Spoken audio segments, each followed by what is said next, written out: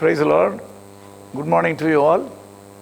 Praise the Lord. सभी को नमस्कार. Dear brothers and sisters in the Lord, प्रभु यीशु के नाम से मैं सभी को स्वागत करता हूँ. we greet you all in the wonderful name of Jesus Christ from Echo of His Call.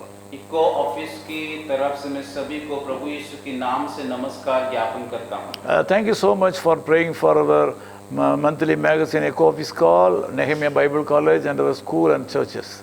हमारी इको ऑफिस कॉल और बाइबल कॉलेज और चर्च के लिए प्रार्थना करने के लिए मैं आप सभी को धन्यवाद देना चाहता हूँ. As per the request we have been receiving from our brothers and sisters all over the world, we have decided to give a message like this every day morning 5:30. Bharat और भारत के बाहर से कई भाई और बहनों हमें रिक्वेस्ट करते हैं कि अंग्रेजी और हिंदी में प्रतिरोज वाक्य बोलने के लिए, इसीलिए आज हम ये हिंदी और अंग्रेजी में बताने के लिए जा रहे हैं. Presently from Monday to Saturday. फिलहाल के लिए सोमवार से शनिवार तक हम लोग ये उपासना जारी रखेंगे. We are sure that God will bless you when you watch this program. हम विश्वास करते हैं कि इसको देख करके आपको कई आशीष मिलेगा. Today I would like to share within 5 minutes regarding the will of God. आज मैं आपके सम्मुख में 5 मिनट प्रचार करूंगा परमेश्वर की इच्छा के बारे में. People are wandering here and there to find out the will of God in their lives. लोग इधर उधर भागते हैं परमेश्वर की इच्छा को जानने के लिए. Bible says in 1 Thessalonians chapter 4:3. परंतु बाइबल इस प्रकार कहता है उसकी पहला थिस्सलुनीके उसका 4:3 में, This is the will of God, even sanctification. क्योंकि परमेश्वर की इच्छा ये है कि तुम पवित्र बनो. Most of the time Christians used to ask the question, what is the will of God in my life? मसीह लोग कई समय ये बातें को पूछते हैं कि परमेश्वर की इच्छा कैसे हम जानेंगे. There are two things we have to discuss. Number one is will of God for our whole life. दो बातों को हम लोग चर्चा करेंगे. एक पहली बात है कि कैसे हमारा पूरे जीवन में परमेश्वर की इच्छा के बारे में जानेंगे. Secondly, we have to find out the will of God for everyday life. दूसरी बात है कि हमारा रोज प्रतिदिन में परमेश्वर की इच्छा को हम कैसे जानेंगे. However, the question how to find out the will of God is very important. सवाल ये है कैसे परमेश्वर का इच्छा को जानेंगे, ये बड़ी महत्वपूर्ण बातें हैं. I have seen some people, if they want to do something, if they find pleasure and happiness in that, they used to say this is the will of God. मैं बहुत सारे लोगों को देखा हूँ जो लोग कहते हैं कि जिस चीज़ों में उन लोगों को लगा लगता है, अच्छा लगता है, और वो ये कहते हैं कि ये मेरे लिए परमेश्वर का इच्छा है.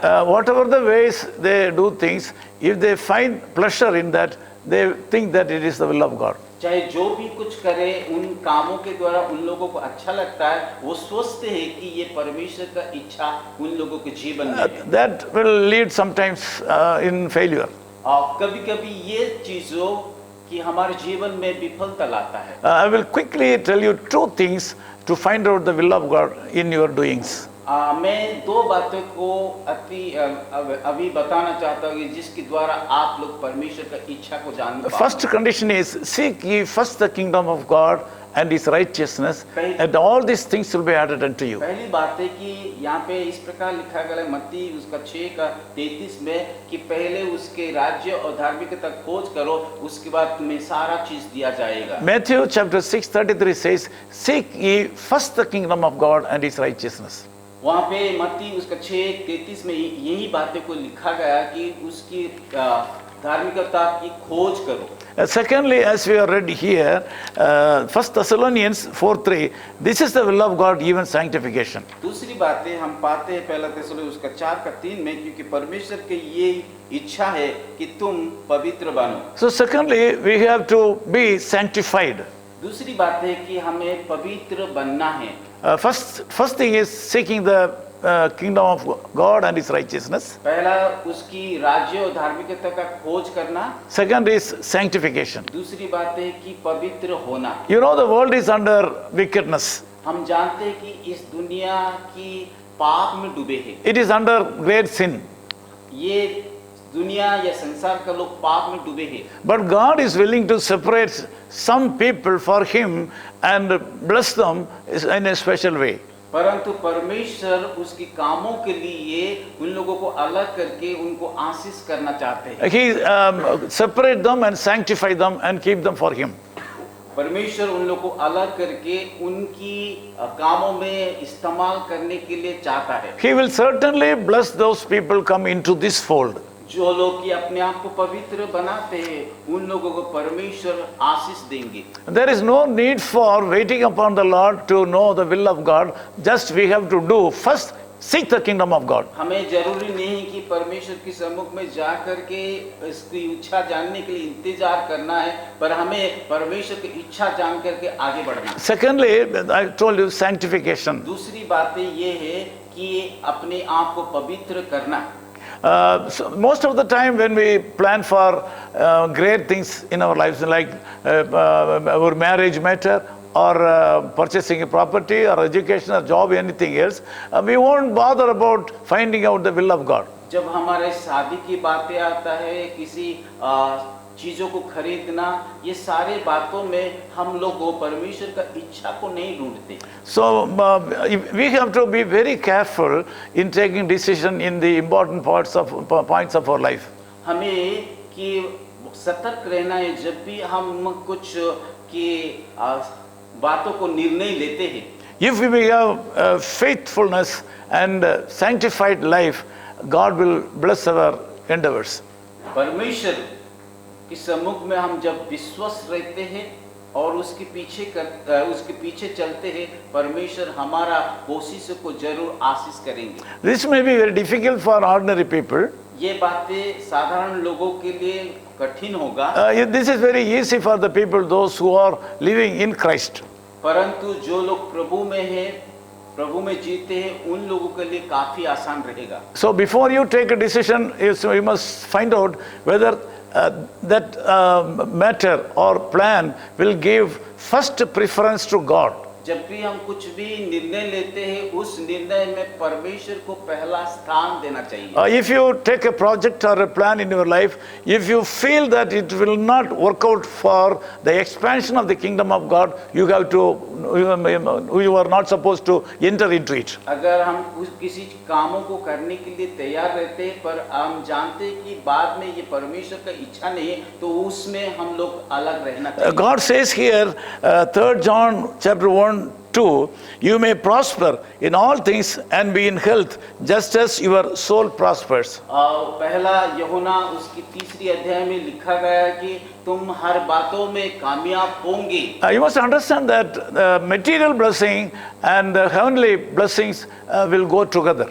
हमको जानना है कि भौतिक आशीष और स्वर्गीय आशीष दोनों साथ साथ जाती है। In other words, material blessings and prosperity in the soul will go together. दूसरी भाषा में हम देखेंगे कि भौतिक आशीष और स्वर्गीय आशीष साथ ही जाता है। The Lord can bless you enormously. परमेश्वर हम आप सभी को बहुतायत से आशीष देगा। Always you should remember these two things.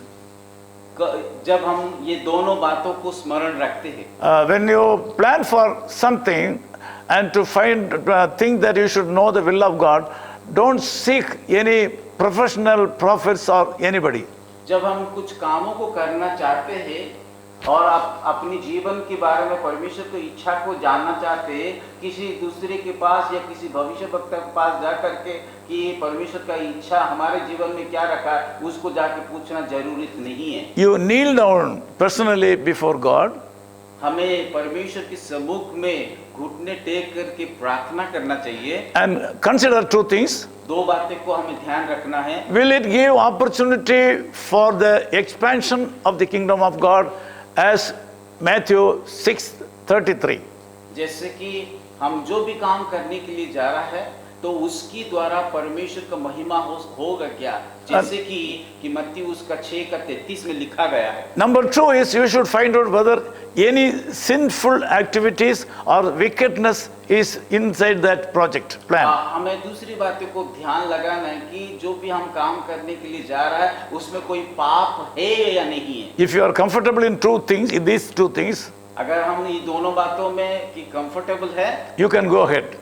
उसी चीजों को हम आगे बढ़ सकते हैं। God will bless you. परमेश्वर आपको आशीष देगा। I would like to pray for you. मैं इस समय आप सभी लोगों के लिए प्रार्थना करना चाहता हूँ। Loving Father, thank you for this wonderful प्यारे time. खुदावन, इस समय के लिए हम धन्यवाद देते हैं। We pray for the people, those who are on the other side hearing this message. जो लोग अभी ये वचन को सुन रहे हैं, सारे लोगों के लिए मैं प्रार्थना करना चाहता हूँ। Most of the time, our brothers and sisters are going here and there to find out the will of God in their life. और कई बार हमारे प्यारे भाई और बहनें कि अलग-अलग स्थानों को जाते हैं परमेश्वर की इच्छा को जानने के लिए। We are so glad that you are going to bless these brothers and sisters. हम बहुत खुश है कि ये बातों के ये वचन के द्वारा इन भाइयों और बहनों को आप आशीषित करोगे। Lord, help them to follow the guidance we have given this morning. परमेश्वर जो भी उन लोग सुने हैं उनके द्वारा प्रभु उन सारे भाई और बहनों को आशीषित कीजिए। Be with these people and bless them enormously in the days to come. परमेश्वर आप उन लोगों के साथ रहिए और बहुताई से उन लोगों को आशीषित कीजिए। In the name of Jesus we pray. प्रभु यीशु के नाम से हम प्रार्थना करते हैं। Amen. आमीन। Amen.